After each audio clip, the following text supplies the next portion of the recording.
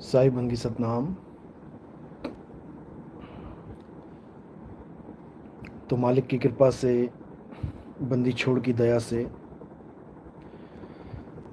मूल ज्ञान पूरे विश्व में फैल रहा है और धीरे धीरे धीरे मालिक के सब विवेकी हंस एक झंडे के नीचे आते जा रहे हैं। बहुत ही खुशी की बात है कि अब वो प्रचार होगा, अब वो ज्ञान संसार में फैलेगा जिस ज्ञान को पाने के लिए बड़े बड़े ऋषि मुनि, पीर, पैगंबर, औलिया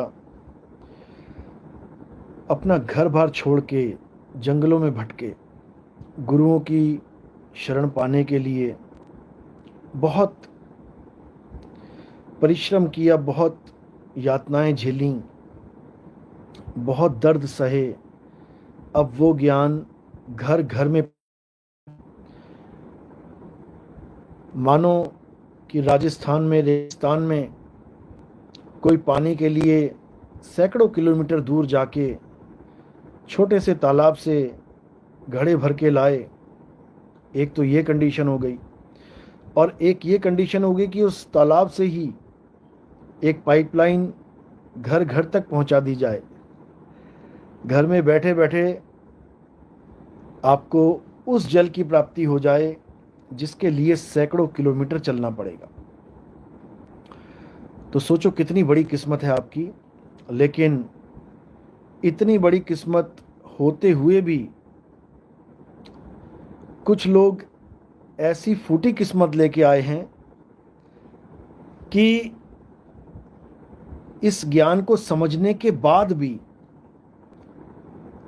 इस ज्ञान को परखने के बाद भी संशय रूपी कीड़ा उनके दिमाग से नहीं निकलता।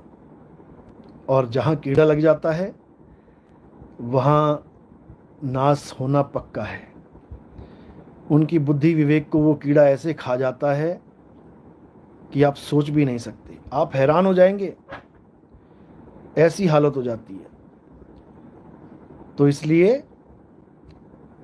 अच्छे से ज्ञान को समझना है, तभी आगे बढ़ना है। बिना ज्ञान को समझे इस पंथ में आने की गलती कभी मत करना। हमें भीड़ नहीं चाहिए, फिर समझ लो, हमें भीड़ नहीं चाहिए भाई। हमें वो हंस चाहिए जो परमात्मा की कृपा से पूर्ण विवेकी हो चुके हैं। हमें केवल वही हंस चाहिए। हमें भीड़ से मतलब नहीं है। भीड़ भेड़ों की होती है और हमें भेड़ नहीं, हमें शेर चाहिए। हमें ऐसा शेर चाहिए कि एक शेर 1.25 लाख भेड़ों पे भारी पड़ जाए। यानी एक ज्ञानी पुरुष 1.25 लाख अज्ञानियों की धज्जियां उड़ा दे। इसीलिए गुरु गोविंद सिंह ने बोला था ना, 1.25 लाख से एक लड़ाऊं। तो वो 1.25 लाख से एक यही है, और 1.25 लाख लोगों से एक आदमी थोड़ी नहीं लड़ सकता। AK-47 भी पकड़ा दोगे तब भी नहीं लड़ पाएगा। कितनी गोलियां मारेगा? 47 गोलियों के बाद फिर वही काम हो जाएगा। तो भाई ये ज्ञान है, 1.25 लाख छोड़ो, 1.25 करोड़ से लड़ जाएगा। सतनाम सतनाम।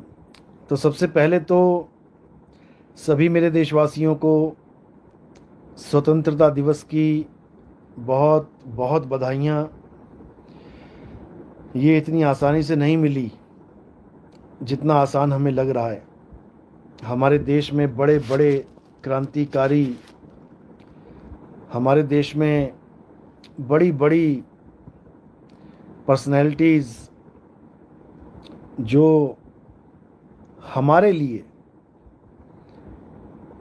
उन झूलों पे लटक गई जिसको फांसी कहते थे। फांसी, सोचो, उनके पास तो कोई पूर्ण ज्ञान भी नहीं था, फिर भी वो हम लोगों की आज़ादी के लिए फांसियों पे लटक गए। जैसे वो लटके हैं केवल अंग्रेजों से आज़ादी दिलाने के लिए, ऐसे ही हमारे कई संतों को लटकाया गया। वो क्रांतिकारियों से कम नहीं है, वो भी हमारी आज़ादी के लिए आए थे, जन्म मरण से आज़ाद करने के लिए, इस काल निरंजन की जेल से आज़ाद करने के लिए, इस अलख निरंजन की इस माया नगरी से आज़ाद करने के लिए।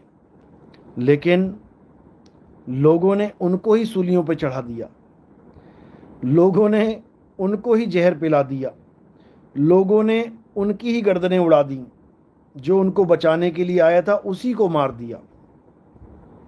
सोचो कितने फूटे भाग हैं उन लोगों के जिन्होंने संतों को शहीद किया। सोचो। तो भाई, संतों ने फिर भी सत्य का साथ नहीं छोड़ा, संतों ने फिर भी जीवों का कल्याण करने के लिए अपनी जान की परवाह नहीं करी। इसी प्रकार आज नितिन दास भी अपनी जान की परवाह नहीं करता, आपको सच से रूबरू करता है। हमारा काम है आपको सच से रूबरू करवाना, मानो ना मानो आपकी मर्जी है। हमारा काम है आपको सत्य बताना, ताकि कल को आपको ये ना लगे कि मुझे कोई बताने वाला क्यों नहीं मिला। सब कुछ बता रहा हूं मैं, A to Z, हर चीज खोल खोल के समझा रहा हूं। समझदार समझ रहे हैं, लेकिन अज्ञानी जीव केवल गालियां देंगे, अज्ञानी जीव केवल ऊट पटांग बोलेंगे, अज्ञानी जीव केवल बदनामी देंगे, अज्ञानी जीव केवल भ्रमित करेंगे। यही काम है उनको। लेकिन फिर भी हम सत्य का साथ नहीं छोड़ेंगे। हमारा काम है सच बताना, और सच बताकर ही जाएंगे। तो इसीलिए हमेशा कहता आया हूं कि सुनो सबकी और करो सत्य की। जो सत्य है वो करो, सुनो सबको।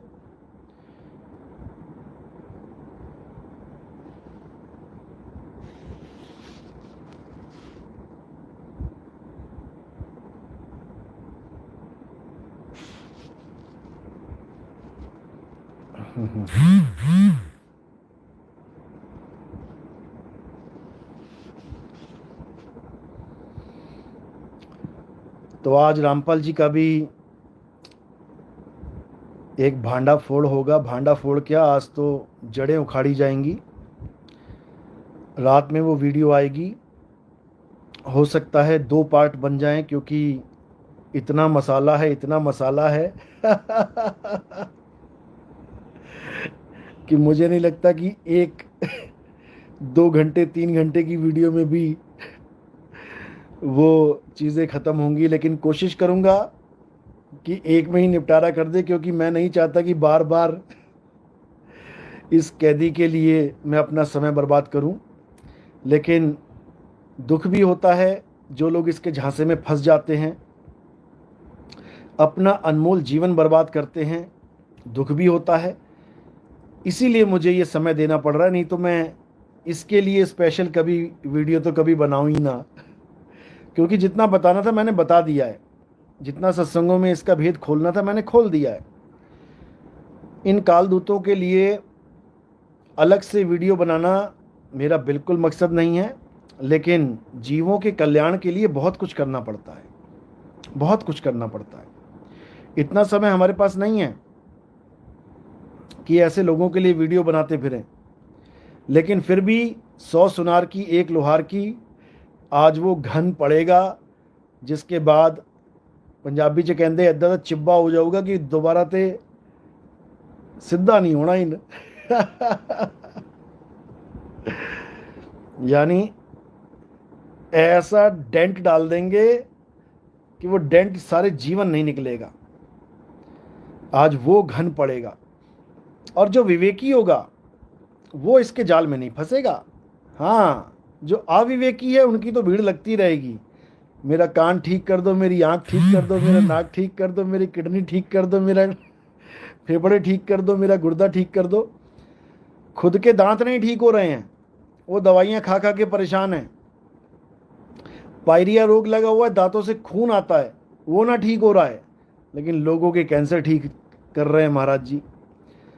खैर कोई बात नहीं, आज आंखें खोलने वाला सत्संग आएगा और इस हंस मुनि काल दूत का खेल हमेशा के लिए ख़त्म हो जाएगा। कोई भी इंसान जो इससे नाम लेने वाला होगा, अगर एक भी वीडियो हमारी ये एक बार भी देख लेगा जो आज मैं डालूंगा, मजाल है कि इससे नाम दीक्षा ले ले। ऐसी बुद्धि जागृत कर देंगे, ऐसा नीर छीर का निबेड़ा करना सिखा देंगे कि उसको कोई ठग नहीं पाएगा। ये वादा है नितिन दास का। तो खैर मुद्दे पे आते हैं क्योंकि दूसरों को क्या बोले, अपने ही पंथ में रार मची हुई है दूसरों को क्या समझाए, अपने वाली मूर्ख बड़े बैठे हैं। तो हमारे पंथ में भी अब एक जलजला आने वाला है जलजला इसलिए बोला क्योंकि उसके आने के बाद जल और जला ही दिखाई देगा हर जगह सब जले भुने नजर आएंगे, गालियां देते नजर आएंगे, क्योंकि अब वो गुप्त भेद खुलने वाले हैं जिसके लिए पूरा संसार इंतजार कर रहा है, जिसके लिए मुसलमान इंतजार कर रहा है कि वो कब आएंगे, वो कब आएंगे, जिसके लिए हिंदू इंतजार कर रहा है वो कब आएंगे, जिसके लिए सिख इंतजार कर रहा है वो कब आएंगे, जिसके लिए यहूदी इंतजार कर रहा है वो कब आएंगे, जिसके लिए बुद्धिस्ट इंतजार कर रहे हैं कि, जिसके लिए ईसाई इंतजार कर रहे हैं कि वो कब आएंगे। अब वो भेद खुलेंगे जो तुम्हें बताएंगे कि वो कब, कैसे और कहां आएंगे क्योंकि ये हर ग्रंथ में पहले से ही मौजूद है, पहले से ही बता रखा है कि कोई ना कोई तो एक ऐसा आएगा जो पूरे संसार को सत्य की राह दिखाएगा। ये तो लिखा हुआ है, इसमें कोई शक नहीं है, लेकिन वो कौन है, कब आएगा, कहां आएगा, ये किसी ग्रंथ में नहीं लिखा है, ये किसी में नहीं लिखा है।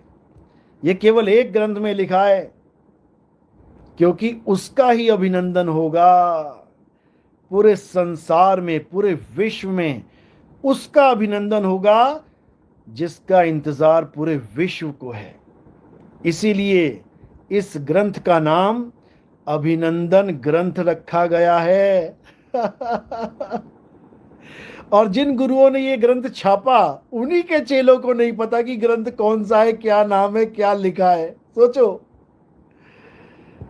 बड़ैया गद्दी के सत्याचार्य प्रकाशपति साहिब, जिन्होंने इस ग्रंथ को छपवाया सन 1986 में, सोचो 1986 में जो ग्रंथ छपा है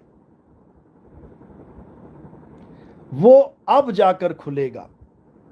बड़े बड़े संत आए मदन पंथ में, ग्रंथ को पढ़ा भी, लेकिन कोई समझ ही नहीं पाया कि इसमें लिखा क्या है, क्योंकि उनकी बुद्धि वहां तक नहीं पहुंच पाएगी जहां तक उस ग्रंथ में बातें लिखी गई हैं। क्यों नहीं पहुंच पाएगी, कारण क्या है? क्योंकि वो ग्रंथ उनके लिए लिखा ही नहीं गया था। इसीलिए किसी ने भी उस पर ध्यान नहीं दिया, किसी संत ने, किसी महंत ने उस ग्रंथ को दोबारा छापने की जरूरत ही नहीं समझी, क्योंकि अगर उनको समझ में आ जाता तो मुझे नहीं लगता कि बाकी किसी ग्रंथ को छपवाते, इसी को धड़ाधड़ छपवाते, इसी को इतना प्रचार कर देते कि पूरे विश्व में पता लग जाता कि वो आने वाले हैं, वो कहां आने वाले हैं और कब आने वाले हैं, और वो आके अपना काम कैसे करेंगे, कैसे आएंगे, कहां बैठेंगे, कैसे अपना कार्य करेंगे, कैसे संसार को एक करेंगे। ये सब लिखा हुआ है उसमें, सब कुछ। समझो, हर बात लिखी गई है, लेकिन सबसे छुपा के रखी गई, सबसे छुपा के रखी गई। मुझे इतने साल हो गए, अभी तक मैं केवल 2 बार इस ग्रंथ के दर्शन कर पाया हूं। एक तो हमारे ही आश्रम का जो साधु था, उसने ये ग्रंथ मुझे दिखाया था पहली बार जब मैंने बताया था, कि जब मैं नाम दीक्षा लेने गया था तो ये ग्रंथ केवल मुझे ही दिखाया उन्होंने, बाकियों को समझ में ही नहीं आया होगा। जब मैंने वो ग्रंथ पढ़ा तो मैं हिल गया। मैंने कहा क्या बात है भाई, यही तो है जिसका सबको इंतज़ार है। तो मैंने उस ग्रंथ की कुछ फ़ोटोज़ खींच ली थी, क्योंकि वो बाबा जी हमें ग्रंथ देना नहीं चाहते थे और दिया भी नहीं उन्होंने। और अच्छी बात है नहीं दिया, क्योंकि हर चीज़ का एक समय होता है। तो आपको दिखा दूं मैं कौन है वो, ये आप देखेंगे। इनके द्वारा मुझे पहली बार वो ग्रंथ मिला पढ़ने के लिए। इनका नाम है देवादास। तो ये किताबों के शौकीन थे। इनके पास वो किताब पड़ी हुई थी, ग्रंथ पड़ा हुआ था। इन्होंने मुझे दिया नहीं, मुझे केवल पढ़ने के लिए दिया कि आप पढ़ लो और वापस कर दो। तो मैंने उसकी कुछ फ़ोटो खींच ली थी, लेकिन सब फ़ोटो नहीं खींच पाया था मैं। जो जो मुझे इम्पॉर्टेंट लगी उस वक्त मैंने ले ली, पूरी A to Z नहीं मैं फ़ोटो खींच पाया था। तो वो मैंने वापस कर दिया। और वो फ़ोटो मैंने 2010 में खींची थी। सोचो, 2010 में जो मैंने फ़ोटो खींची थी अभिनंदन ग्रंथ की, उसका सत्संग मैंने 2000 था, 31 दिसंबर के दिन 2010 में जो मैंने फोटो खींची थी, उस फोटो में जो वाणी थी उसका सत्संग मैंने 2020 31 दिसंबर को किया था।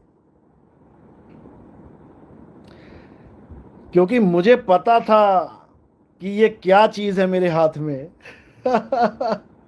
लेकिन मैंने कभी भी इन 10 सालों में 2010 से लेके 2020 तक मैंने कभी उस ग्रंथ के बारे में किसी से जिक्र ही नहीं किया। केवल एक बंदा था जिससे मैंने जिक्र किया, और वो ग्रंथ पढ़ के वो भी भ्रष्ट हो गया क्योंकि वो उन वाणियों को तोड़ मरोड़ने लग गया। याद रखो, अगर वाणी को कोई तोड़ेगा मरोड़ेगा तो वो गुनाहगार हो जाता है, वो गुनाहगार है। तो वो बंदा ऐसा भ्रष्ट हुआ कि वो पंथ से ही बाहर हो गया।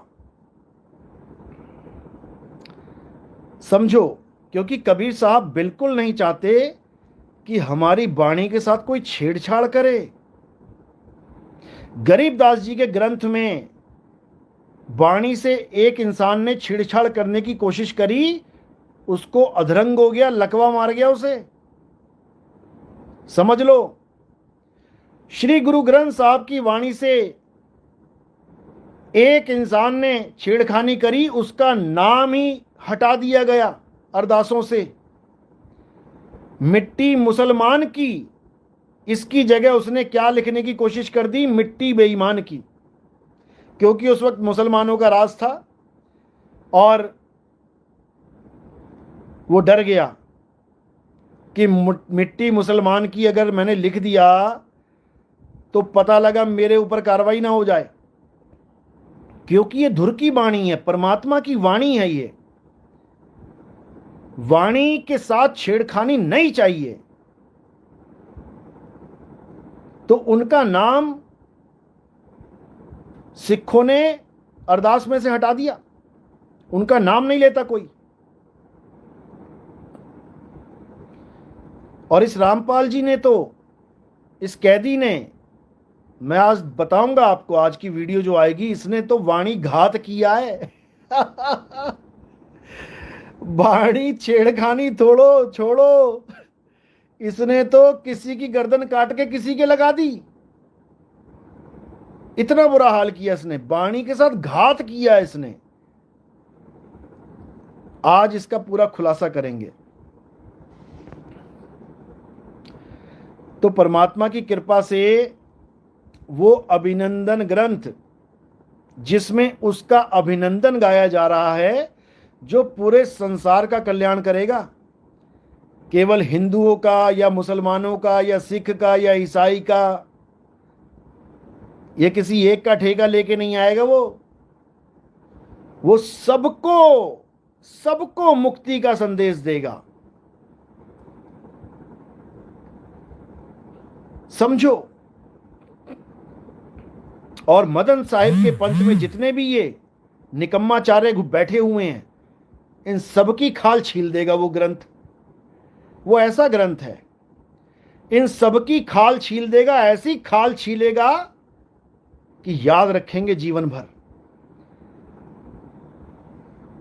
क्योंकि इन लोगों की वजह से ही इतना ज्यादा इस पंथ में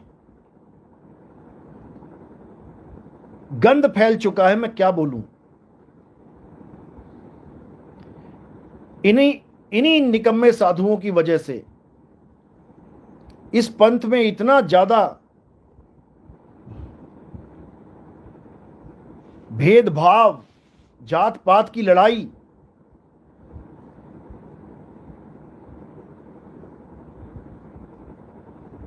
एक दूसरे की टांग खींचना, एक दूसरे को नीचा दिखाना,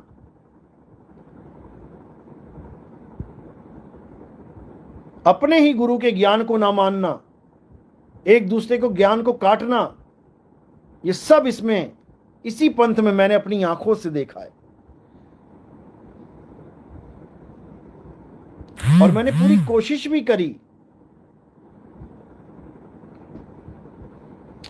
मैंने पूरी कोशिश करी कि इस प्रॉब्लम को ठीक किया जाए।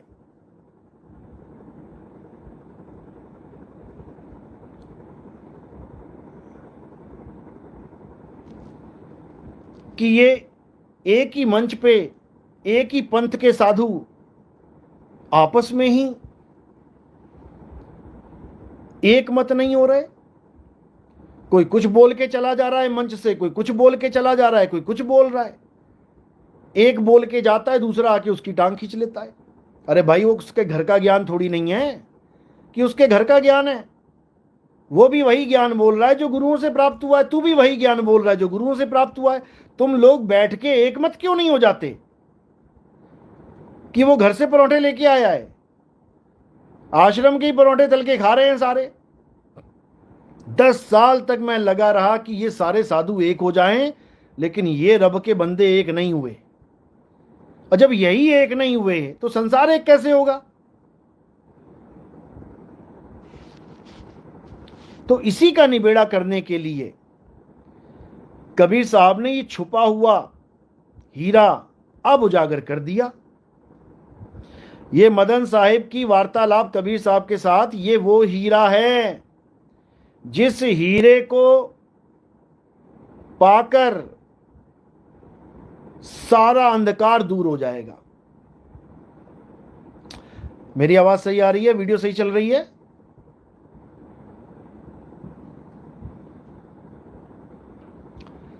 पहले रुक रही होगी, कोई बात नहीं। अब रुक रही है कि नहीं रुक रही है?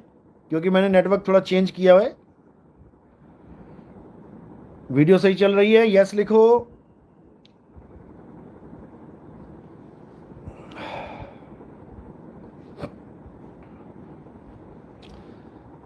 इस तरफ वाले तो सब यस यस लिख रहे हैं, दूसरी तरफ वाले भी लिखो भाई।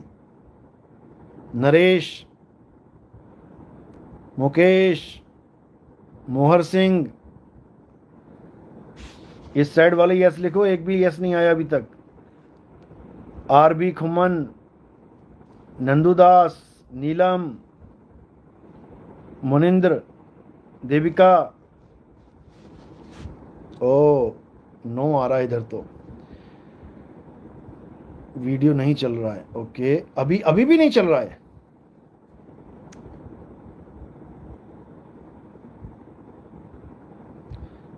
अरे पहले रुक रही होगी, ठीक है। अब रुक रही है क्या? अभी जो मैं बोल रहा हूं बिल्कुल क्लियर आ रहा है क्या, या नहीं आ रहा है? वीडियो बार बार रुक रही थी, पहले रुक रही थी, अब तो आ रही है ना।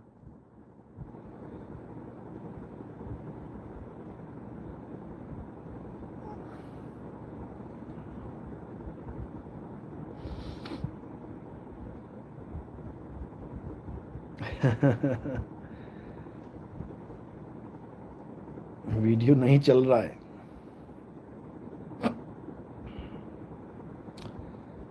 अब भाई 5G तो चल रहा है, अब इससे ज्यादा क्या चलाएं? 6G तो अभी आया भी नहीं है।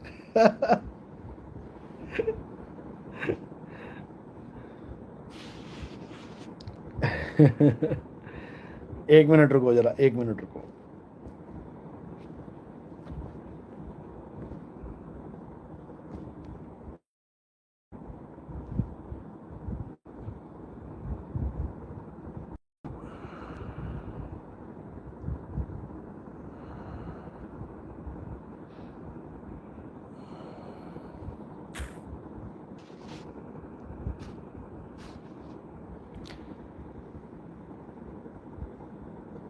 हाँ जी, अब कैसा चल रहा है?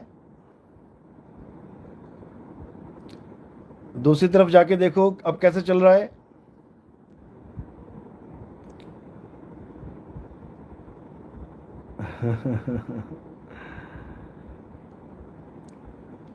अभी चल रहा है कि नहीं चल रहा? अभी यस और नो लिखो।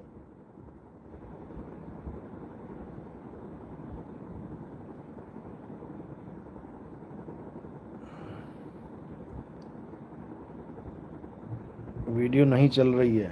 अच्छा, चलो देख ही लेते हैं कुछ इसका और।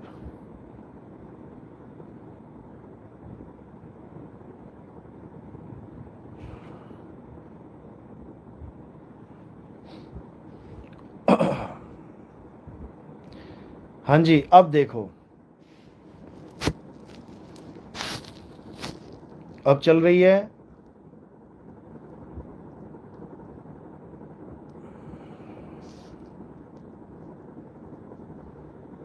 अभी भी अटका, अब चल रही है। हाँ, हो गया, चलो जी, ठीक है।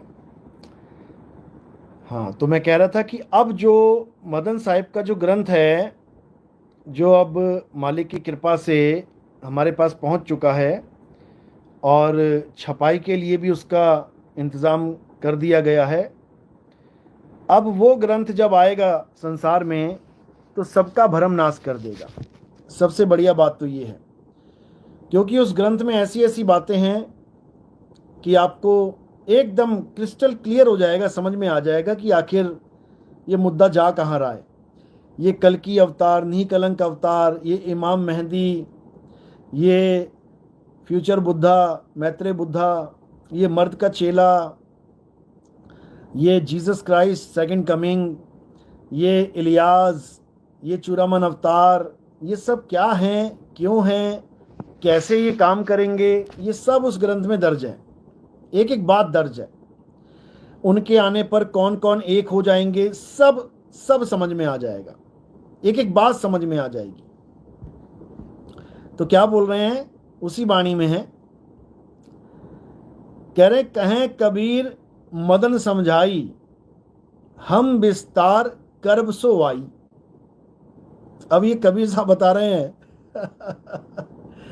कह रहे कहें कबीर मदन समझाई, हम विस्तार करब सो आई। कि हे मदन, जैसे मैंने बताया था कि मदन साहिब को जब कबीर साहब ने कहा कि तुम्हारा जो पंथ है ये वही गुप्त पंथ है जिसको 13वां पंथ कहते हैं और ये पूरे संसार में फैलेगा, तो मदन साहिब ने कहा कि संसार में कैसे फैलेगा भाई, मैं क्या क्या कहाँ कहाँ जाऊंगा, मैं कैसे करूंगा प्रचार। तब कबीर साहब ने कहा कोई बात नहीं, तू उसकी चिंता छोड़।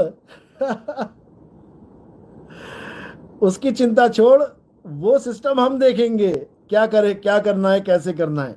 तो शुरू से बताता हूं आपको। सोई शब्द सुनाया तुमसे, शंक तो पूछो हमसे, साची बात कहो समझाई, धरो ध्यान अपनो चितलाई। कह रहे हैं जो शब्द मैं तुम्हें सुना रहा हूं, कोई शंका हो तो हमें पूछ लो, जो सच्ची बात है वो मैंने बता दी, अब इस पे ध्यान धरो, बस धरो ध्यान अपनो चितलाई।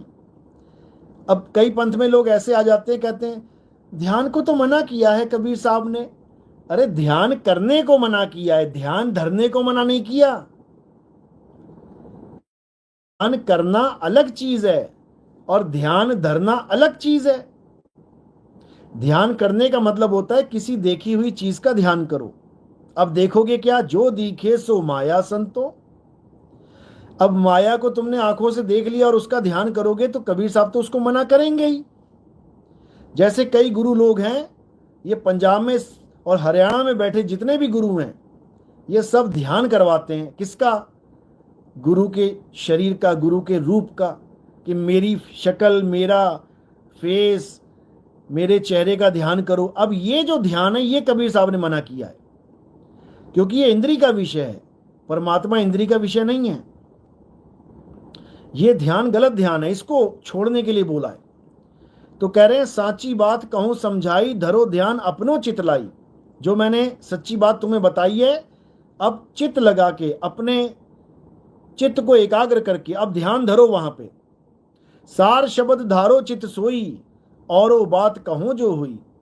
सार शब्द विस्तरी है सोई, चौथी गद्दी पर जो होई। अब उन्होंने बिल्कुल क्लियर कर दिया कि तुम तो अपना ध्यान धरो, करो जो बता दिया। अब जो विस्तार है इसका, जो पूरे संसार में ये ज्ञान फैलेगा, ये कैसे फैलेगा, अब उसका भेद समझा रहे हैं। और ये कोई केवल हिंदुओं के लिए या केवल कबीर पंथियों के लिए या केवल किसी के लिए नहीं, सबके लिए है ये ज्ञान। सार शब्द विस्तरी है सोई, चौथी गद्दी पर जो हुई। सार शब्द का विस्तार कौन करेगा? जो चौथी गद्दी पे होगा। जो चौथी गद्दी, अभी समझाएंगे तुम्हें चौथी गद्दी क्या है। हालांकि मैं समझा चुका हूं चौथी गद्दी क्या है, चौथी गद्दी पे कौन आएगा वो सब मैंने बताया हुआ है, लेकिन ठीक है, थोड़ी हिंट और देंगे। सार शब्द विस्तरी है सोई, चौथी गद्दी पर जो हुई। कहें कबीर झाई, हम विस्तार करब सुवाई। कहते हैं हम ही आएंगे विस्तार करने, ये समझ लो, क्योंकि और कोई विस्तार कर ही नहीं सकता। इस संसार को कोई एक कर ही नहीं सकता। कौन कर सकता है? या तो कल्कि अवतार करेंगे, नी कलंक राया, या इमाम मेहंदी करेंगे, या ईसा मसीह करेंगे, या मैत्रेय बुद्ध करेंगे। और चारों ही धर्म में देख लो, यही बोला जाता है, जब ईसा मसीह आएंगे तो सारी दुनिया को क्रिश्चियन बना देंगे। अच्छा, जब इमाम मेहंदी आएंगे तो पूरी दुनिया में इस्लाम फैल जाएगा। अच्छा, जब कल्कि अवतार आएंगे तो सारी दुनिया सनातनी हो जाएगी। अच्छा जी। बताओ, मतलब क्रिश्चियन भी हो जाएंगे, मुस्लिम भी हो जाएंगे, सनातनी भी हो जाएंगे, बुद्ध वाले कह रहे सारी दुनिया बौद्धिस्ट हो जाएगी, मतलब सारे सभी हो जाएंगे। समझो इस बात को, क्या कहना चाह रहे हैं वो? ये कहना चाह रहे हैं कि तुम नाम पकड़ के अलग अलग बना बैठे हो इसको। यानी एक कह रहा है कि मैं जब आऊंगा तो संसार में सबको जल दे दूंगा, सबकी प्यास बुझ जाएगी। एक कह रहा है जब मैं संसार में आऊंगा सबको वाटर पकड़ा दूंगा, सबकी प्यास बुझ जाएगी। एक कह रहा है मैं सबको पानी पकड़ा दूंगा, एक कह रहा है मैं सबको नीर पकड़ा दूंगा, एक कह रहा है मैं सबको तोय अवेलेबल करा दूंगा। अब जो अज्ञानी जीव है वो यही सोच के बैठा है, नहीं अभी तो जल का विस्तार होगा, पानी का विस्तार नहीं होगा।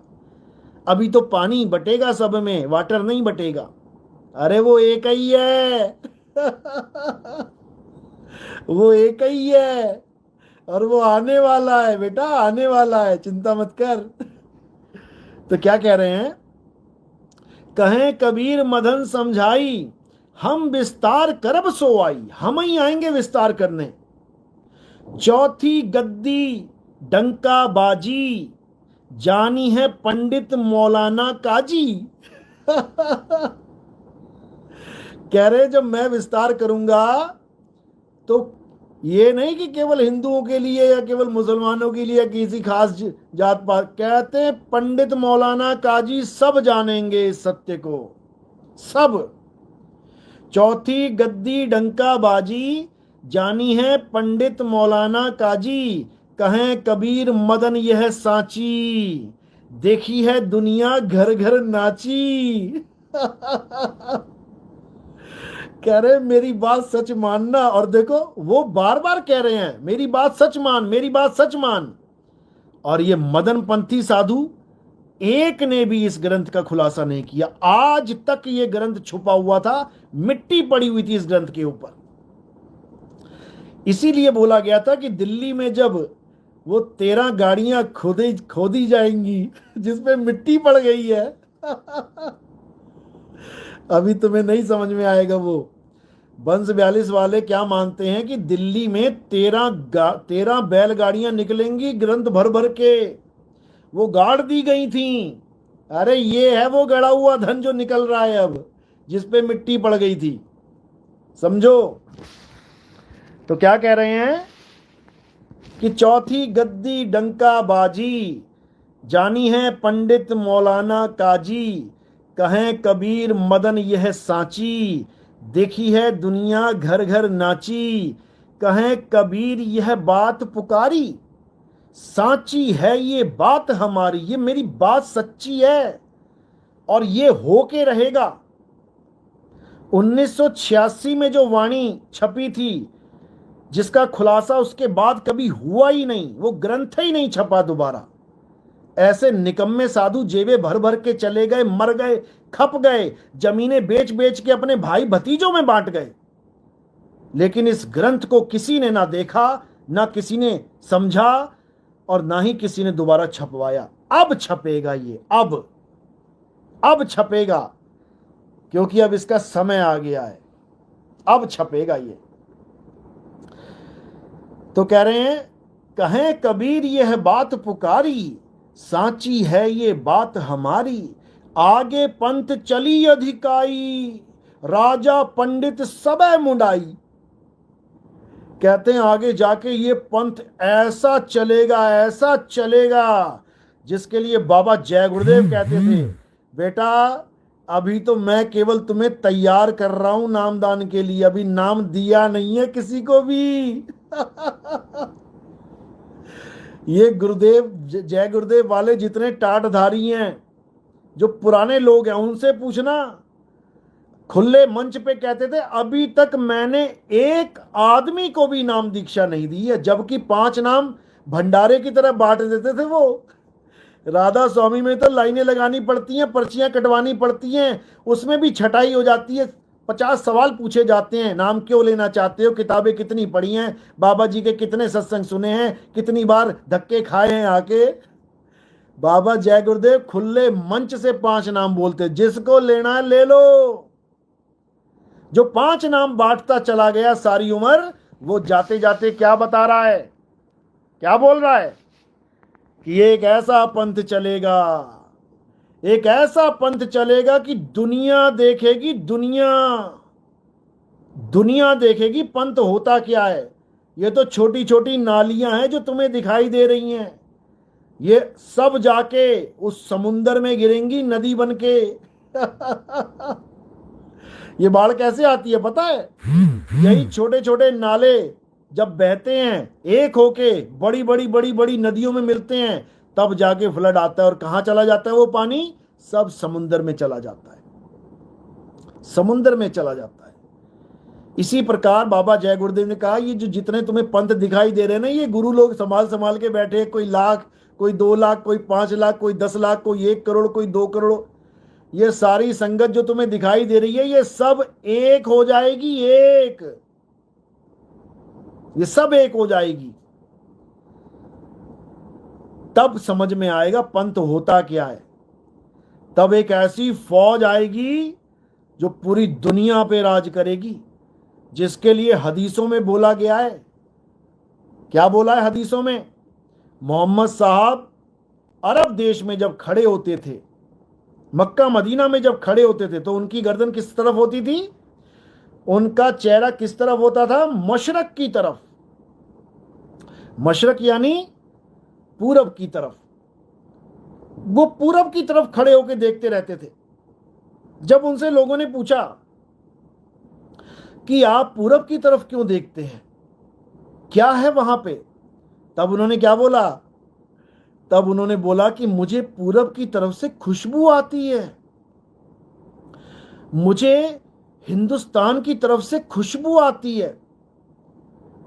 आने वाले समय में उसी हिंदुस्तान में एक ऐसा मुहिम छिड़ेगा, एक ऐसी सल्तनत कायम होगी जो पूरे विश्व में इस्लाम को कायम कर देगी।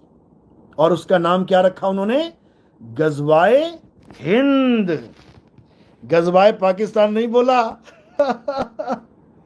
गजवाए ईरान नहीं बोला, गजवाए इराक नहीं बोला, समझ लो क्या बोला? गजवाए हिंद। समझो? तो गजवाए हिंद क्यों बोला गया? क्योंकि वो मुहिम हिंदुस्तान से ही उठेगा, इसलिए बोला गया। सब संतों ने हिंदुस्तान की तरफ इशारा करते हुए कहा कि वहीं से वो मुहिम उठेगा और पूरे विश्व को एक कर देगा, पूरे विश्व को।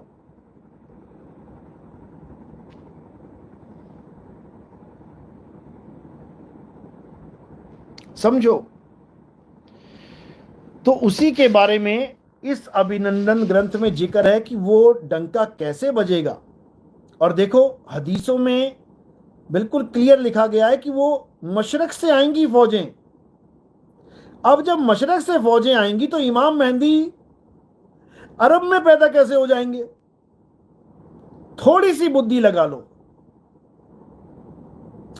थोड़ी सी बुद्धि लगा लो कि जब फौजें मशरक से आएंगी यानी पूरब दिशा से आएंगी तो इमाम मेहंदी का इंतजार भैया तुम अरब देश में क्यों कर रहे हो? अगर अरब देश में वो आएंगे तो फौजें अरब देश से जानी चाहिए पूरब की तरफ, यानी पश्चिम से पूरब की तरफ जानी चाहिए। लेकिन सब जितने भी मुसलमान जो प्रचार करते हैं इमाम मेहंदी का, वो क्या बोलते हैं कि मशरक से फौजें आएंगी, पूरब से आएंगी फौजें। क्योंकि ये गुप्त भेद हैं, ये मुसलमान तक नहीं समझ सकते कि ये क्या हो रहा है, क्या चल रहा है। ये सब गुप्त भेद हैं जो अब समय आ गया है, अब हर भेद को अच्छे से खोल दिया जाएगा। तो क्या कह रहे हैं? आगे पंथ चली अधिकाई, राजा पंडित सबे मुंडाई। सब मुंड जाएंगे। चेला मुंडना कहते हैं ना, मुंडना कोई सिर नहीं मुंडेगा उनका। जैसे मुंडन होता है तो संतों की भाषा में चेला मुंडना कहते हैं, यानी कि सब इस सत्य ज्ञान को धारण कर लेंगे। आज हमारे पंथ में हिंदू भी हैं, मुसलमान भी हैं, सिख भी हैं, ईसाई भी हैं, जैन भी आ गए, बुद्ध भी आ गए। कोई ऐसा नहीं है जो नहीं आ रहा है। जो इस ज्ञान को अच्छे से सुनेगा, मंथन करेगा, वो अपने आप ही आता चला जाएगा, उसको कहने की जरूरत नहीं पड़ेगी। कितने मुसलमान भाइयों के फोन आते हैं कि कमाल कर दीजिए, आपने तो ऐसा भेद समझा दिया जो आज तक हम समझ ही नहीं पा रहे थे। बताने की जरूरत नहीं पड़नी किसी को, अपने आप अंदर से कन्वर्ट होता चला जाएगा बंदा। अंदर से ऐसी आग लग जाएगी कि ज्ञान है तो यही है, ऐसी आग लग जाएगी। तो आगे समझा रहे हैं कि आगे पंथ चली अधिकाई, राजा पंडित सबे मुंडाई, सार शब्द प्रकाश हमारा, चौथी गद्दी से अधिकारा। कहते हैं मैं अधिकार दे रहा हूं कि जो चौथी गद्दी से कनेक्ट होके सार शब्द का ज्ञान समझ लेगा, सार शब्द की भक्ति शुरू कर देगा, कहते वो मेरा जीव हो जाएगा। मेरा सार शब्द प्रकाश हमारा, यानी अज्ञानता के अंधकार को खत्म कर देंगे। सार शब्द प्रकाश हमारा, चौथी गद्दी से अधिकारा। मैं अधिकार देता हूं चौथी गद्दी को कि वही पूरे संसार में इस सार शब्द का प्रचार करेगा और उसी की मान्यता चलेगी। ये बिल्कुल क्लियर लिखा है, कोई इसमें दो राय है ही नहीं। तो जब चौथी गद्दी से आपको नाम दीक्षा हो जाएगी तब आपने क्या करना है? धरो निरंतर ध्यान सार शब्द प्रकाश का, जीते मुक्ति होए लखो नाम प्रताप। यह कहते जीते जी मुक्ति हो जाएगी तुम्हारी। ये मरने के बाद सतलोक अलखलोक अगमलोक वाला ड्रामा खत्म हो जाएगा। कि तुम मर जाओगे तो अलग लोग जाएंगे, बता। अरे मरे ही गए तो बताने कौन आएगा कि मैं कहां पहुंचा हूं। इतना बुरा हाल है। ये रामपाल जी के आश्रम में वो फांसी लगा के मर गया बाथरूम में एक, और क्या हल्ला मच गया, अरे आश्रम में इसकी मौत हुई है, ये तो सतलोक चला गया। बताओ, अरे वो फांसी लगा के मरा है। बताओ, जब फांसी लगा के मरा है आश्रम में, सतलोक कैसे चला गया? फिर तो सारे, ये तो वो बात हो गई कि कुंभ में मर गया, आहा मुक्ति हो गई इसकी तो। गंगा किनारे मर गया कुंभ में, आहा सबकी मुक्ति हो गई। तुम भी मुक्ति ले लो, रामपाल के आश्रम में सारे फांसी लगा लो, सारे सतलोक चले जाओ।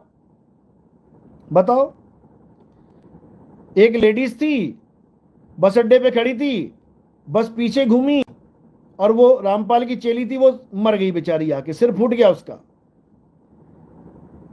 बस के नीचे आके। उसकी खबर फैला दी कि सतलोक चली गई वो। बताओ, तुम भी सारे बस के नीचे सिर रख दो, तुम भी रख दो, सतलोक चले जाओ। एक छोटा सा लड़का बेचारा छत से गिर के मर गया, उसका भी सतलोक का टिकट काट दिया, और उसको भी नाम दीक्षा भी नहीं मिली। वो छोटा सा बच्चा, उसको भी सतलोक भेज दिया इन लोगों ने। इतना बुरा हाल हो चुका है।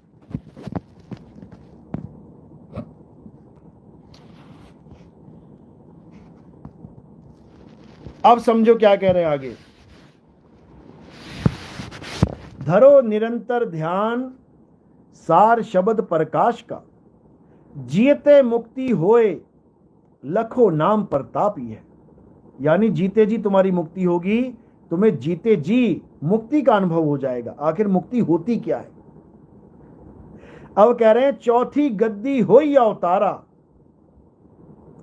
ताका चरित्र विदित संसारा, मेरी बात सांच कर जानो और मदन समझ अपने मन मानो। चौथी गद्दी का विस्तारा, डंका बाजी सब संसारा, हम ही उनके सिर बैठब आई और तासे पार कोई नहीं पाई। अब समझ लो इसको अच्छे से। कह रहे हैं चौथी गद्दी होई अवतारा। अब ये चौथी गद्दी क्या है, इसके लिए तुम्हें एक सत्संग सुनना पड़ेगा। कौन सा? 31 दिसंबर 2020 का। यहां नहीं बताऊंगा मैं यहां इसलिए नहीं बताऊंगा क्योंकि सत्संग सुनना शुरू करो, उस सत्संग को सुनो दोबारा और तुम्हें समझ में आएगा कि चौथी गद्दी क्या होती। जो नए भगत है वो भी सुनो। 31 दिसंबर 2020 का सत्संग जरूर सुनो, वहां तुम्हें हर चीज मिलेगी। जब वो सत्संग मैंने किया था तो बड़ैया गद्दी का जो महंत है भागा भागा चला गया हमारे आश्रम, ये बताने की अरे ये कहां से बाणी उठा ली, ये कहां से बाणी ले ली, कोई ठीका पता नहीं है, ये क्या बोल रहा है नितिन दास, हमने तो कभी ऐसा कोई ग्रंथ नहीं सुना, हमने तो कभी ऐसी बाणी नहीं सुनी। ये महंतों का हाल है, ये उन महंतों का हाल है जो मेन मेन गद्दियों पे बैठे हैं। कितने बीघा कितने एकड़ जमीन है, इनको एक एक जमीन का हिसाब पता है। कितने आश्रम है, इनको सब पता है। इनको ये नहीं पता कि इनके आश्रम के ग्रंथ कौन कौन से हैं क्योंकि ये जमीनें नापने आए हैं यहाँ पे, ये ज्ञान नापने नहीं आए हैं। इनको मुक्ति वुक्ति से कोई मतलब नहीं है, इनको बाउंड्री से मतलब है कि 2 करोड़ रुपए लगा दूंगा और बाउंड्री बड़ी बड़ी बना दूंगा और मैं बन गया बड़ा वाला महंत। वाह रे वाह, ये प्रकाश पति साहिब का ग्रंथ है, समझे? उन्होंने ही इस ग्रंथ का प्रकाश कराया है हमारे पंथ में, हमारे मदन साहिब के पंथ में। ये लोग तो मदन साहिब का नाम लेने से भी घबराते थे।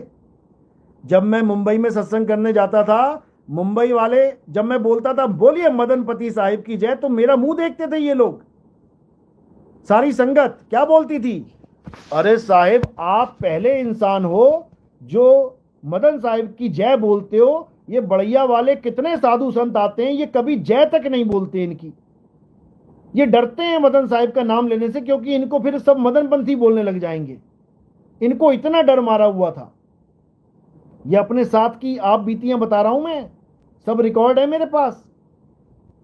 मुंबई के भक्तों की कॉल रिकॉर्डिंग है मेरे पास, जिसमें सब बताते थे कि आपके आने के बाद जब आपने डंका बजाया तब जाके ये मदन पति साहिब की जय बोलना शुरू किया इन लोगों ने। ये हाल है इन लोग का। और मदन पंथ के नाम से तो ऐसा करंट लगता है इनको जैसे 55,000 का तार इनके मुंह में डाल दिया हो किसी ने। अरे भाई, वो मदन साहिब हैं, वो हमारे प्रथम आचार्य हैं, हमारे गुरुजी हैं वो। हमें उनका पंथ बोलने में कोई शर्म नहीं आनी चाहिए। कबीर पंथ तो सारे ही हैं, धर्मदास जी, गरीबदास जी, दादू दयाल जी, नाबाजी, भीकाजी, रविदास जी, नानक साहब, सबको कबीर साहब मिले, सबको उन्होंने ज्ञान प्रचार दिया। लेकिन फिर भी आप देखिए, किसी ने भी नहीं कहा कि हम कबीर पंथी हैं। उनकी संगत देखिए, कितना मान दिया उन्होंने अपने गुरुओं को। दादू दयाल वाले दादू पंथ कहते हैं अपने पंथ को। गरीबदास जी वाले पता है उनको कि कबीर साहब परमात्मा है, लेकिन फिर भी अपने पंथ को गरीबदास पंथ कहते हैं। कितना सम्मान दिया उन्होंने गरीबदास जी को, क्योंकि उनकी वजह से ही परमात्मा आए हैं तुम्हारे तक, उनकी वजह से ही ये ज्ञान मिला है तुम्हें। अगर तुम अपनी जड़ को ही काट दोगे तो तुम कहां से फूलोगे फलोगे। धर्मदास जी के पंथ में धर्मदास पंथ कहते हैं उसको, मल्लुकदास पंथ कहते हैं, घासीदास पंथ कहते हैं, घीसादास पंथ कहते हैं। सब अपने अपने प्रथम गुरु को, जिसको परमात्मा मिले, उनका नाम लेने में उनको महानता नजर आती है, बढ़ाई नजर आती है। उनका हृदय गदगद होता है अपने गुरु को याद करके। और एक ये मदन पंथ ऐसा है, मदन साहिब के ऐसे निकम्मे वंशज हैं जो मदन पंथ कहने से डरते हैं कि मदन पंथी नहीं है। नहीं नहीं, हम मदन पंथी नहीं है। और तुम कौन से पंथी हो? और कौन से पंथी हो तुम? क्या तुम्हें कबीर साहब मिले आके? जब तुम्हें कबीर साहब नहीं मिले, तुम कबीर पंथी कैसे हो गए? जब मदन साहिब ही सबको मिले हैं, चेलों को, मदन साहिब के अलावा किसी को कबीर साहब नहीं मिले, तो केवल मदन साहिब ही कबीर पंथी हैं। बाकी जितने भी हैं उनको मदन साहिब मिले हैं, मदन साहिब से ही सबको ज्ञान गया है। तो मदन पंथी कहने में बिल्कुल भी शर्म नहीं आनी चाहिए, गर्व होना चाहिए, उनका इतिहास होना चाहिए हमारे पास। मदन पंथ कहेंगे तभी तो लोग पूछेंगे कि मदन कौन है। गरीबदास पंथ कहेंगे तभी तो लोग पूछेंगे गरीबदास जी कौन थे। तभी तो बताओगे कि गाय चरा रहे थे, कबीर साहब मिले उनको, आके उन्होंने ज्ञान दिया। तुमने मदन साहिब का नाम ही गायब कर दिया निकम्मो। मदन साहिब का नामो निशान मिटा दिया इन लोगों ने। जो एक ग्रंथ छपा था बेचारा, कबीर मदन वार्ता, तुमने उसकी भी लाज ना रखी और दूसरों के ग्रंथों के हवाले देते फिरते हो। धर्मदास जी को कबीर साहब ने ऐसे ज्ञान दिया, अरे मदन साहिब को भी ज्ञान दिया। तुमने किया उजागर कभी? तुमने कभी खुलासा किया उसका?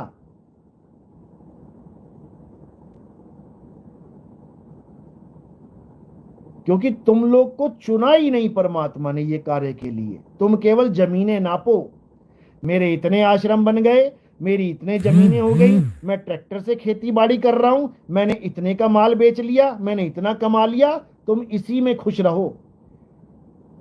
कुएं के मेंढक को परमात्मा कुएं में ही संतुष्टि दे देता है कि बेटा तू कुएं में ही रह, तेरे लिए समुंदर नहीं बना है, तू कुएं में ही खुश रह, कुएं में ही पैदा हो, कुएं में ही खा पी, कुएं में ही मर जा। इसीलिए कुएं का मेंढक कहते हैं ऐसे लोगों को। तो समझो इस बात को। अब क्या कह रहे हैं आगे?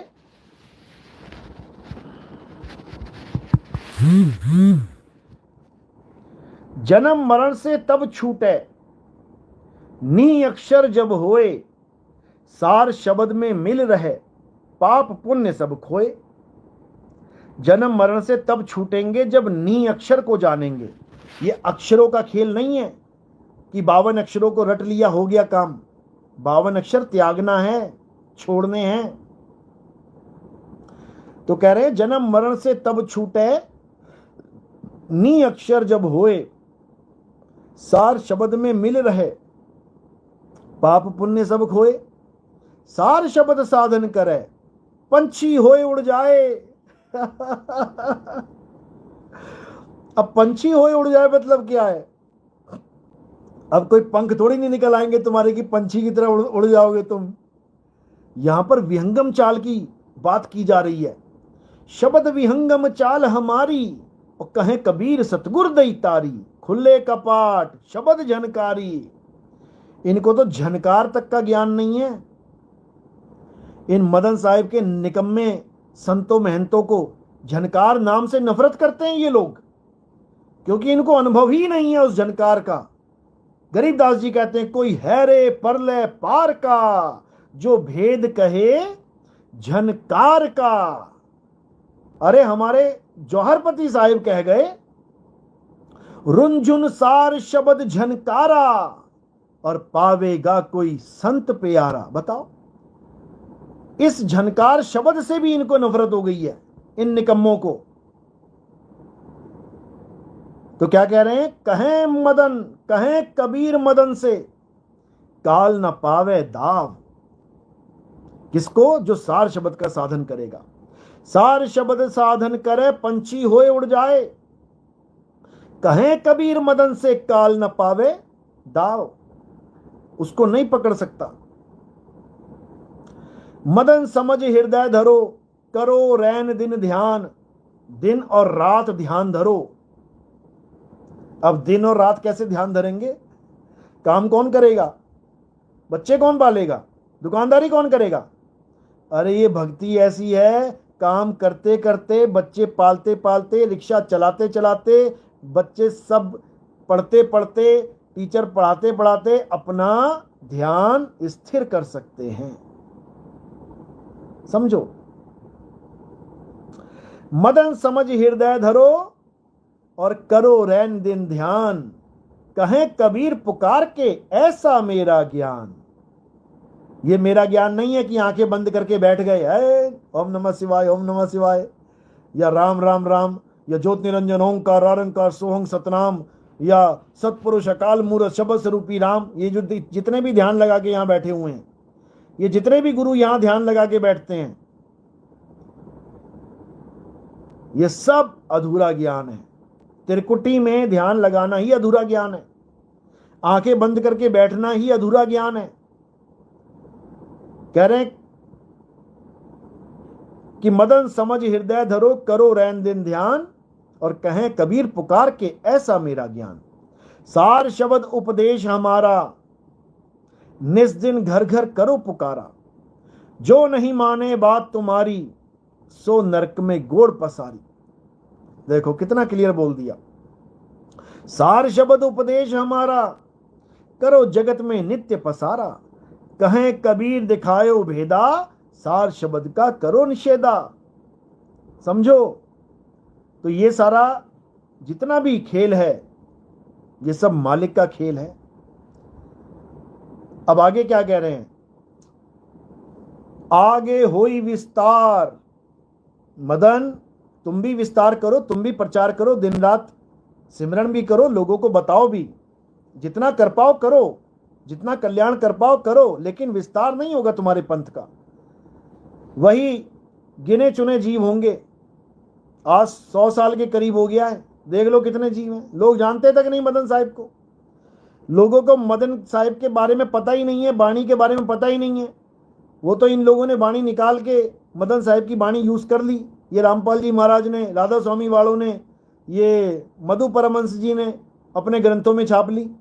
सोई गुरु पूरा कहावे, 2 अक्षर का भेद बतावे, एक छुड़ावे एक लखावे, तब प्राणी निज घर को जावे।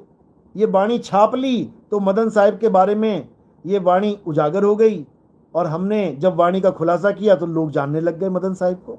नहीं तो कौन जान रहा था? कोई नहीं जान रहा था।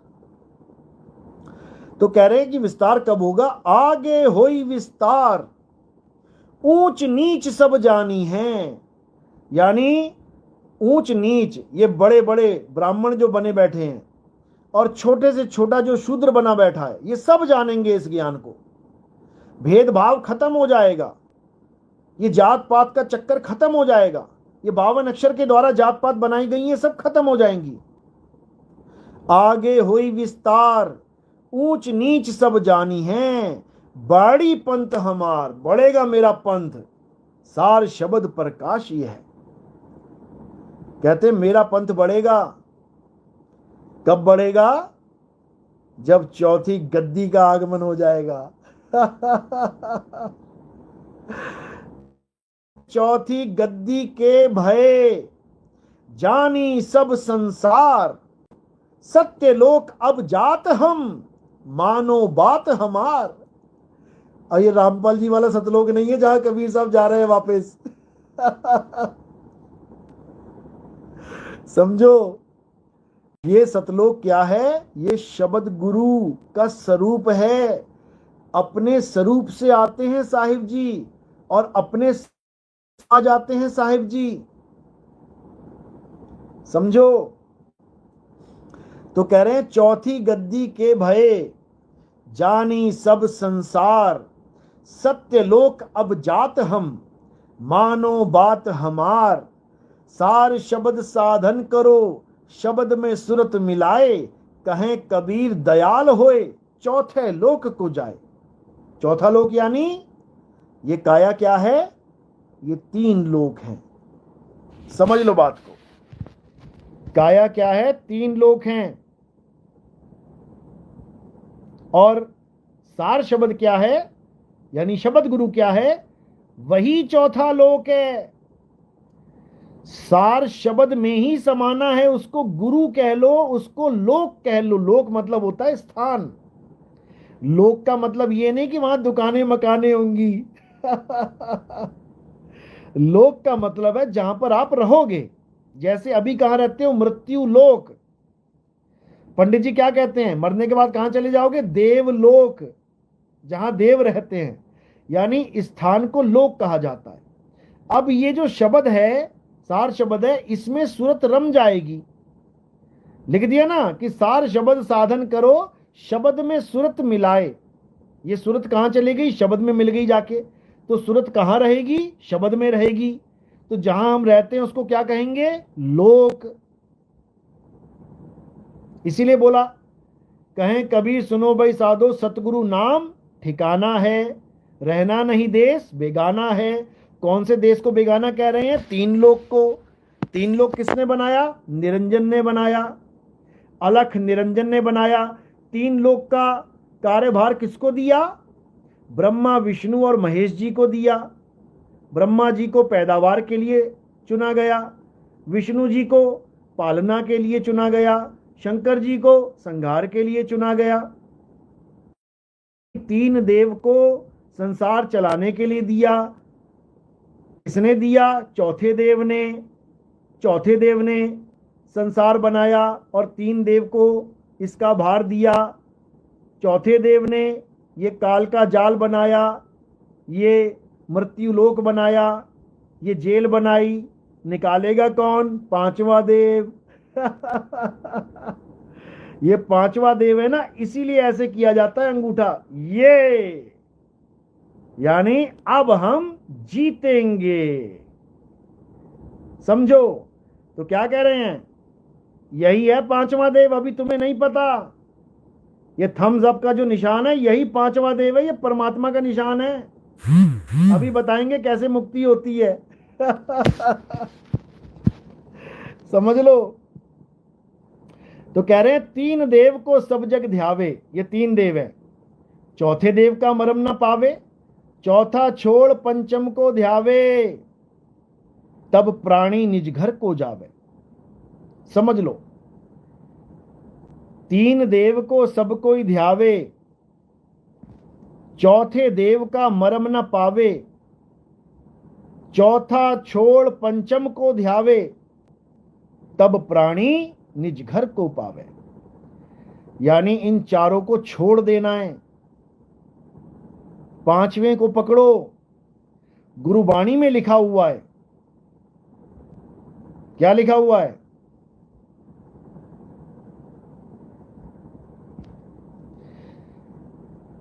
कह रहे ब्रह्मा विष्णु महेश संचीपत अंत फंसे जम फांस पड़ेंगे। ये चारों का भेद इसी लाइन में बोल दिया। कह रहे मानव इंद्र गजेंद्र नराधप जौन त्रिलोक का राज करेंगे। ब्रह्मा विष्णु महेश संचीपत अंत फंसे जम फांस पड़ेंगे। यानी ब्रह्मा विष्णु महेश ये तीन देव आ गए। अब ये अंत समय फांस किसकी होगी? जम की होगी। ये चौथा देव है। ये गुटका साहब में लिखा हुआ है। इसको रोज सिख भाई पढ़ते हैं, रोज पढ़ते हैं, लेकिन केवल पढ़ते ही हैं, समझते नहीं हैं। अगर समझ जाते तो वो वृंदावन वाले बाबा के पास एक भी सरदार ना जाता, क्योंकि वृंदावन वाला बाबा विष्णु जी के ही अवतार की पूजा कर रहा है, कृष्ण जी की, राधा जी की। कृष्ण जी की भी नहीं कर रहा सही से, वो तो राधे राधे में लगा हुआ है। समझो, वो कृष्ण जी राधा जी तो एकमात्र अवतार हैं। किसके अवतार हैं? ये विष्णु जी के अवतार हैं। तो विष्णु जी के बारे में क्या लिखा है ये समझ लो। ब्रह्मा विष्णु महेश संचीपत अंत फंसे जम फांस पड़ेंगे। बताओ, हमने थोड़ी नहीं लिखा, ये गुरुओं ने लिखा हुआ है। अब बचने का भी रास्ता है अगली लाइन में। किसी को याद है तो लिखो जरा। अगर किसी को याद है अगली लाइन लिखो जरा, तुम्हारा भी टेस्ट ले लेते हैं।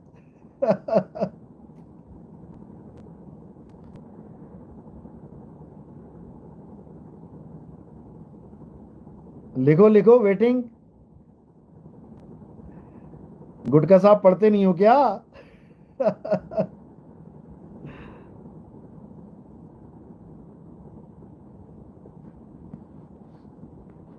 इतना टाइम?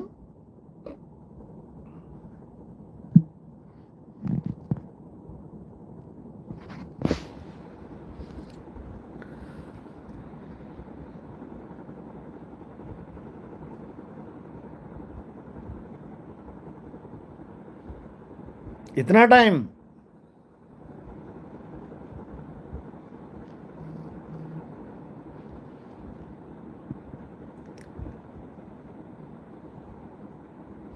छोड़ो भाई, तुम्हारे बस की बात नहीं है।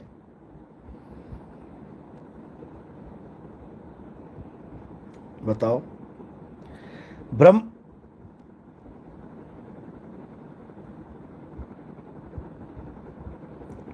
कह रहा किसी को नहीं पता, आप बोलिए। ब्रह्मा विष्णु महेश संचीपत अंत फंसे जम फांस पड़ेंगे। जो नर श्रीपति के प्रस हैं ते नर फेर न देह तरेंगे। जो नर श्रीपति। अब ये श्रीपति कौन है? ये सबका पति है। खोजो खसम कबीर। जो नर श्रीपति के प्रस हैं ते नर फेर न देह तरेंगे। यानी जो पांचवें, चार की तो बात खत्म कर दी।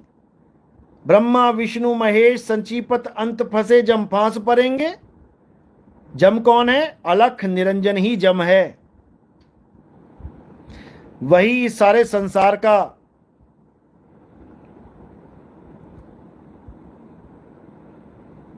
पैदावार करता है और वही सारे संसार का नाश करता है। कार्यकर्ता तीन हैं।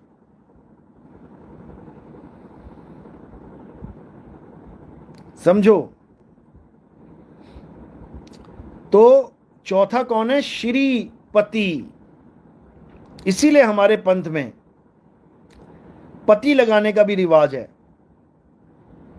मदन पति साहिब, दूलम पति साहिब, प्रकाश पति साहिब, जौहर पति साहिब।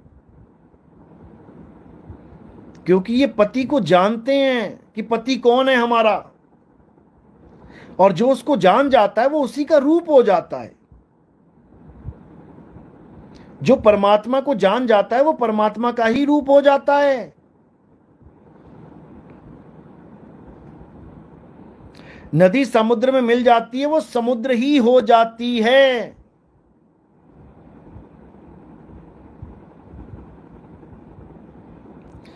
हर का सेवक हर के जैसा, और भेद न जानो मानस देहा। कहते हैं जो हर का सेवक है वो हर ही है,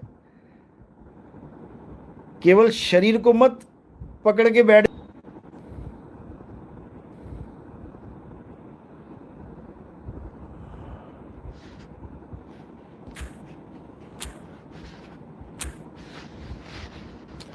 वीडियो चल रही है।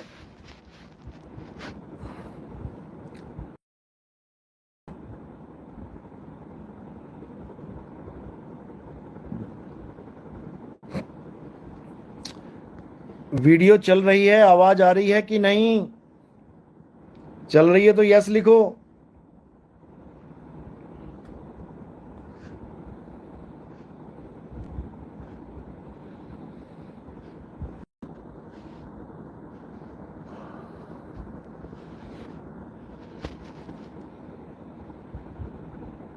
चलो चालू हो गई। तो अब क्या कह रहे हैं कि जो हमारा स्वरूप है और परमात्मा का स्वरूप है वो एक हो जाता है जब हमें परमात्मा की प्राप्ति हो जाती है, फिर उसमें भेद नहीं रह जाता। समझो, स्वरूप ज्ञान है, ये तत्व ज्ञान है, तत्व एक ही हो गए। पानी कुएं का भी और पानी मटके का भी, पानी समुद्र का भी, पानी नदी का भी एक है।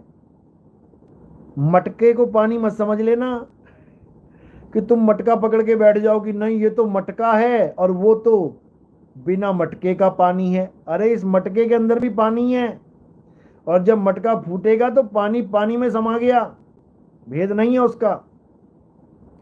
तो मदन साहिब को कबीर साहब क्या कह के गए लास्ट में, बिल्कुल अच्छे से समझ लो।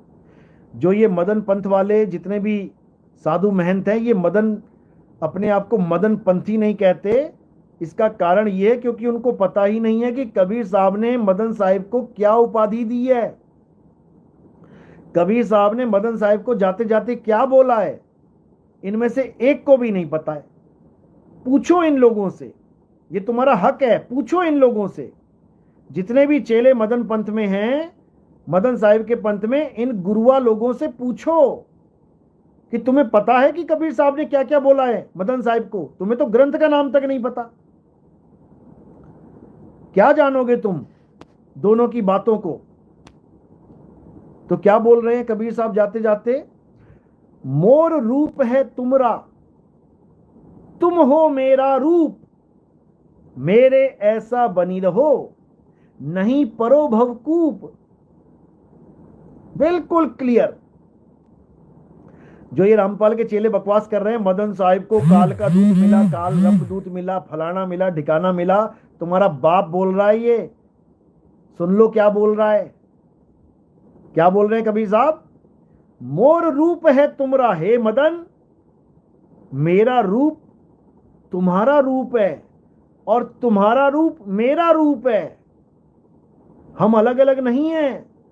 यही धर्मदास जी को बोला, नहीं कबीर नहीं धर्मदासा, अक्षर एक सभी घटवासा, वाही सो सतपुरुष कहिए, और आदि अंत अक्षर गह रहिए। ये बोला उन्होंने कि कोई कबीर और धर्मदास को अलग अलग मत समझ लेना, एक ही रूप है, दोनों में बस रहा है। मोर रूप है तुमरा, तुम हो मेरा रूप, मेरे ऐसा बनी रहो, यानी मेरे जैसा बना रहे, नहीं परो भवकूप, रहो आनंद मंगल करो, सार शब्द में लीन, कहें कबीर मदन से सब विधि पूरा कीन। जो तुम 7 दिन तक इंतजार करते रहे मेरा कि परमात्मा नहीं आएंगे तो मैं तलवार से गर्दन काट लूंगा, तेरा दृढ़ संकल्प देख के ही मैं तेरे पास आया हूं। तेरे जैसे लोग ही इस सार शब्द की लाज रखते हैं, नहीं तो हमारे पंथ में ऐसे निकम्मे घुस गए थे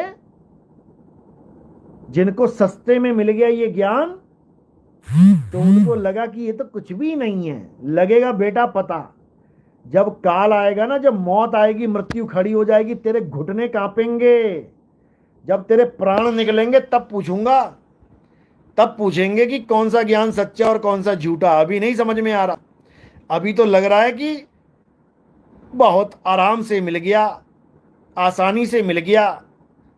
अरे कुछ नहीं है, सब बकवास है। लगेगा पता बेटा, लगेगा पता। क्योंकि साहिब ने बोला है, द्वार धनी के पड़े रहो। सबकी केवल परीक्षा ली जा रही है, केवल परीक्षा। तुमसे भक्ति वक्ति नहीं करवाई जा रही कि तुम भक्ति करके परमात्मा को पालोगे। इतने बड़े चौधरी नहीं हो तुम कि तुम भक्ति करके परमात्मा को पालोगे। वो केवल तुम्हारी परीक्षा ले रहा है कि जो परीक्षा में टिका रहा, जो अटल होके इस पंथ में टिका रहा, उसको पार करूंगा। बाकी सब यही धक्के खाएंगे 84 में। इसीलिए बोला द्वार धनी के पड़े रहो और धक्का धनी का खाओ। अरे कबहू धनी निवाजी हैं, जो दर छाड़ ना जाओ। अंत समय तक का ये परीक्षा चल रही है, और जो अंत समय तक गुरु के बताए मार्ग पे चलेगा वो यहां नहीं रहेगा। लिख के ले लो गारंटी के साथ, क्योंकि वो विहंगम चाल को पकड़ेगा, और जब विहंगम चाल को पकड़ेगा तो उसे कोई रोक नहीं सकता।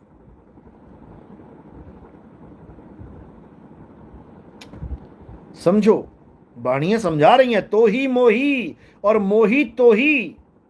अंतर कैसा, इस अंतर को ही खत्म करना है, ये अंतर ही खत्म करना है बस। तो अभी ये ग्रंथ और खोलेंगे, ये तो अभी मेन मेन वाणियां बताई हैं मैंने।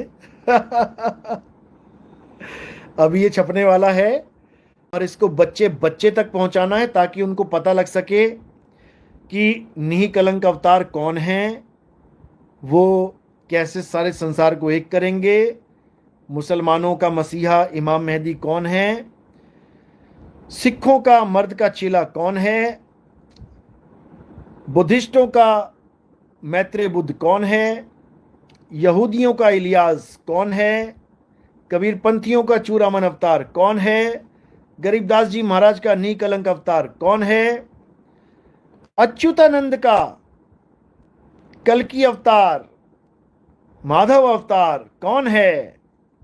वो सब समझ में आ जाएगा जब ये ग्रंथ घर घर में पहुंच जाएगा। बिल्कुल बिल्कुल। सिंगा जी के भजन, गुरुजी इस ज्ञान से दूसरे गुरुओं को नीचा देखना पड़ रहा है। सबकी गर्दनें झुक जाएंगी नीचे। जब महाराज आते हैं तो सबकी गर्दनें अपने आप डाउन हो जाती हैं। समझो, ये महाराज का ज्ञान है, ये महाराज का ज्ञान है। ये ज्ञान जब आएगा ना तो सब नीचे देखेंगे, नीचे। अभी तुम्हें नहीं समझ में आ रही है बात। और ज्ञान सब ज्ञानड़ी, और कबीर ज्ञान सो ज्ञान, जैसे गोला तोप का और करता चले मैदान। ये पूरा मैदान साफ हो जाएगा। पूरा मैदान। अभी तुम्हें नहीं पता कि क्या होने वाला है और कौन आने वाला है, लग जाएगा पता। तो फिर से एक बार बधाइयां सब जीवहंसों को। 1986 में छपा हुआ ग्रंथ अब हमारे हाथ लग चुका है, और अब होगा खुलासा पूरे विश्व में।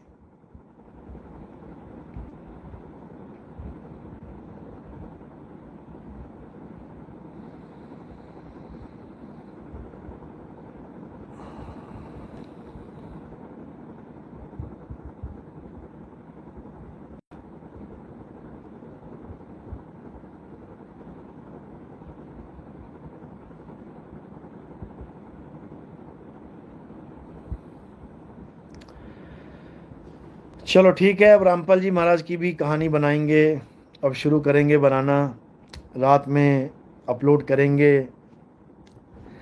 हालांकि मेरी कोई इच्छा नहीं है, लेकिन कहते हैं ना जब तुम ज़्यादा पंगे लेने लग जाओ तो दंगे हो ही जाते हैं। अच्छी बात है, मेरे विरोध में वीडियो बनाते हैं, मुझे बहुत अच्छा लगता है, लेकिन बस दिक्कत यह है कि वो जो कटिंग डालते हैं 2-2 सेकंड 3-3 सेकंड की, यानी वो सुनार वाला हथौड़ा लेके टुक टुक टुक टुक टुक टुक जो कर रहे हैं, अब उनके ऊपर ढप ढप होने वाला है। अब सुनार का हथौड़ा हथौड़ा आपने देख लिया कैसी होती है हथौड़ी उसकी, अब लोहार का हथौड़ा आएगा, चिंता मत करो। और वो भी मुझे प्रिय हैं जो अपनी पूरी संगत में नितिन दास करते रहते हैं। जिसको नहीं पता नितिन दास कौन है, वो भी नितिन दास को जाने, क्योंकि हमारे लिए नितिन दास कौन है, कोई इस काया को नितिन दास बस समझने लग जाना। नितिन दास ये काया नहीं है, नितिन दास ये कोई शरीर नहीं है। जिस दिन नितिन दास को जान गए उस दिन सब कुछ जान जाओगे, कुछ जानना शेष नहीं रह जाएगा जीवन में। तो नितिन दास कौन है, गूगल करके देख लेना।